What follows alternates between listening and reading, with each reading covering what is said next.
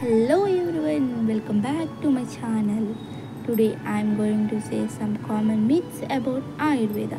ఆయుర్వేదం అనగానే అందరికీ ఏం గుర్తొస్తుంది, మీకేం గుర్తొచ్చిందో కింద కామెంట్ చేసేయండి. యూజువల్లీ ఇప్పుడు నేను చూపించిన ఫోటో అయితే గుర్తొచ్చి ఉంటుంది, మరీ అందులో మెయిన్గా ఈ రోల్ అయితే గుర్తొస్తుంది. ఈ రోల్ లేకుండా ఆయుర్వేదం మీకు గుర్తురాదు, అలాగే ఈ మిత్స్ లేకుండా కూడా ఆయుర్వేదం గుర్తురాదు. మిత్స్ అంటే అపోహలు లేనిదే ఆయుర్వేదం ఎవరికీ గుర్తురాదు. అలాగే ఫ్యాక్ట్స్ ఎంతమందికి తెలుసో తెలియదో నాకు తెలియదు, కానీ మిత్స్ అయితే మాత్రం చాలా ఎక్కువ తెలుసు. మోరోవర్ అందులో ఫస్ట్ది చాలా యూజువల్గా వినేది ఏంటంటే ఆయుర్వేదిక్ మెడిసిన్స్ అనేవి చాలా టైం పడుతుంది తగ్గడానికి, దాన్ని మనం చాలా టైం వాడాలి, ఫాస్ట్గా రిలీఫ్ రాదు అని చెప్తుంటారు. బట్ ఇది కంప్లీట్లీ రాంగ్ అండి. మన దాంట్లో ఫాస్ట్గా రిలీఫ్ ఇచ్చే మెడిసిన్స్ చాలా ఉన్నాయి. అండ్ మనకి సయాటికా కానీ, సోరియాసిస్ కానీ, కిడ్నీ ప్రాబ్లమ్స్, ఇట్లా ఒకటి కాదు అన్ని డిసీజెస్కి మందులు మన వైద్యులు, మన ఋషులు ఎప్పుడో కనుక్కొని మనకి ఆయుర్వేదం ద్వారా మనకు అందించారు. అండ్ సెకండ్ వచ్చేసరికి పచ్చని చేయాలంటారు. మీరు ఒక ఎంబీబీఎస్ డాక్టర్ దగ్గరికి వెళ్ళారు జలుబని, ఆయన మీకు మెడిసిన్స్ రాస్తారు. మెడిసిన్స్ రాసి 2 రోజులు వేడి నీళ్ళు తాగండి, ఐస్ క్రీమ్స్ తినద్దు, కూల్ డ్రింక్స్ తాగద్దు అని చెప్తారు కదా. మరి అది పచ్చం కాదా? ఏ ఎంబీబీఎస్ డాక్టర్ అయినా సరే నేను మందులు రాస్తాను, మీరు ఐస్ క్రీమ్స్ తినండి, కూల్ డ్రింక్స్ తాగండి, చల్లని వస్తువులు తినండి అని చెప్తారా? చెప్పరు కదండి. వాళ్ళు పచ్చని చేయమంటారు కదా. వాళ్ళు చేయమన్న పచ్చని తప్పు కానప్పుడు వీళ్ళు చేయమన్న పచ్చని తప్పు ఎలా అవుతుందండి? మన బాడీ అనేది వాత పిత్త కఫాల ద్వారా బ్యాలెన్స్ అయి ఉంటుందండి. ఎప్పుడైతే అది బ్యాలెన్స్ స్టేట్లో ఉందో మనకు డిసీజెస్ అనేవి రావు. అది ఎప్పుడైతే ఇన్బ్యాలెన్స్ అవుతుందో మనకు డిసీజెస్ వస్తాయి. మీరు పర్టికులర్ ఆయుర్వేదిక్ డాక్టర్ని కన్సల్ట్ చేసినప్పుడు ఆ డాక్టర్ అనేవారు ఎవరైతే ఉంటారో ఈ మూడింటిని బ్యాలెన్స్ చేయడానికి మీకు మందులు రాస్తారు. మనం తీసుకునే ఫుడ్ అనేది దాన్ని డిస్టర్బ్ చేస్తే అందుకే మిమ్మల్ని పచ్చని చేయమంటారండి. అండ్ నెక్స్ట్ వచ్చేసరికి క్రానిక్ డిసీజెస్ వాళ్ళే ఆయుర్వేదం దగ్గరికి వస్తారు, మిగిలిన వాళ్ళు రారు అని చెప్పి అంటారు. కాదండి, క్రానిక్ డిసీజెస్ మాత్రమే ఆయుర్వేదిక్ కాదు, ప్రతి దానికి ఆయుర్వేదిక్ ఉంది. ప్రతి చిన్న డిసీజ్ నుంచి పెద్ద డిసీజ్ వరకు ప్రతి దానికి ఆయుర్వేదిక్తో మనం క్యూర్ చేయొచ్చు అని చెప్పి మన ఋషులు ఎప్పటి నుంచో చెప్తున్నారు. ఇది నన్ను చాలా బాధ పెట్టింది. ఆయుర్వేద చిట్కాలు అని చెప్పి అంటుంటారు కదా. అసలు ఋషులు వాళ్ళు ఎన్నో ఏళ్ళు కష్టపడి వాళ్ళ యొక్క ఎక్స్పీరియన్స్తో, వాళ్ళ యొక్క తపస్సుతో వాళ్ళు చెప్పింది ఆయుర్వేదం అండి.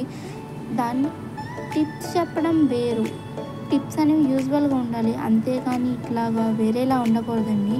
అండ్ ఇంకా ఆయుర్వేదం అనేసరికి అందరికీ ఏం గుర్తొస్తారంటే మసాజెస్ గుర్తొస్తాయి. ఆయుర్వేదం అంటే బాడీ మసాజ్ అంటారు, లేదంటే జుట్టు పెరగడం చూపిస్తారు. 2 నెలల్లో జుట్టు ఇంత అయిపోయిందని చెప్పి చూపిస్తారు, లేదంటే 2 నెలల్లో నేను ఇంత తగ్గిపోయానని చూపిస్తారు.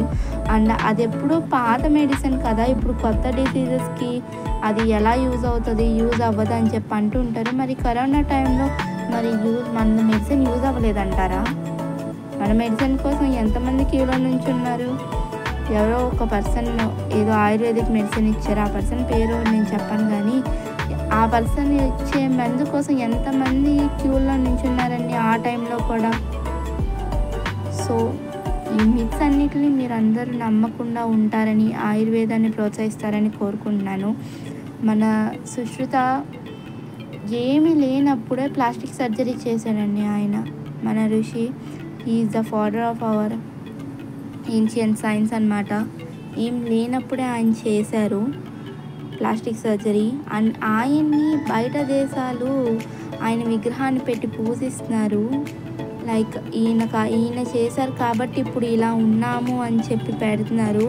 అటువంటి ఎంతోమంది గొప్ప గొప్ప ఋషులు చెప్పిందే ఈ ఆయుర్వేదం అండి. బయట దేశంలో అందరూ ఆయుర్వేదం యొక్క గొప్పతనాన్ని తెలుసుకొని వాళ్ళు ఆయుర్వేదం ప్రాక్టీస్ చేస్తూ, వాళ్ళు ఆయుర్వేదంలో చెప్పినవన్నీ నేర్చుకుంటూ వాళ్ళు ముందుకు వస్తున్నారు. కానీ మనకు మాత్రం యూజువల్లీ మనం చూస్తూనే ఉంటాం, అందరూ ఆయుర్వేదమా, దానికి ఏం తగ్గిద్దిలే అని చెప్పి ఇట్లా డిస్కరేజ్ చేస్తూ ఉంటారు. సో డిస్కరేజ్ చేసే వాళ్ళని డిస్కరేజ్ చేయనివ్వండి, మనకేం కాదు. నేను ఫారెన్ వాళ్ళు చేస్తున్నారని నేను అబద్ధం చెప్పట్లా, మీకు ప్రూఫ్ కూడా చూపిస్తాను చూడండి. Australia recognize the founder of Indian medicine. So ఇదిగోండి, వాళ్ళు ఇట్లా పెట్టి వాళ్ళంతలా పూజిస్తున్నప్పుడు ఎవరో బయట దేశం వాళ్ళు మన ఋషుల గురించి పూజిస్తున్నప్పుడు మన దేశంలో పుట్టిన ఋషుల గురించి మనం ఇంకెంత చేయకండి. ప్లీజ్ దయచేసి ఆయుర్వేదాన్ని క్రిటిసైజ్ చేయకండి, వీలైతే ప్రోత్సహించండి. అంతేగాని ఆయుర్వేదం గురించి తెలియని అపోహలను అందరికీ షేర్ చేస్తుంటారు. తెలియని అపోహల్ని ఎంత షేర్ చేస్తారు, తెలియని నిజాలను షేర్ చేయండి. అపోహల్ని ఇప్పటిదాకా షేర్ చేశారు కదా, చాలు.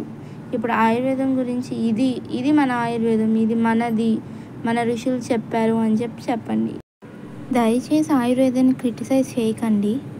అసలు ఆయుర్వేదం అంటే ఏంటి, ఆయుర్వేదం ఎలా వచ్చింది, ఇలాంటివన్నీ విషయాలు తెలుసుకోవాలనుకుంటే please comment for next video. ఈ కంటెంట్ మీకు నచ్చినట్టయితే please like, share and subscribe my channel.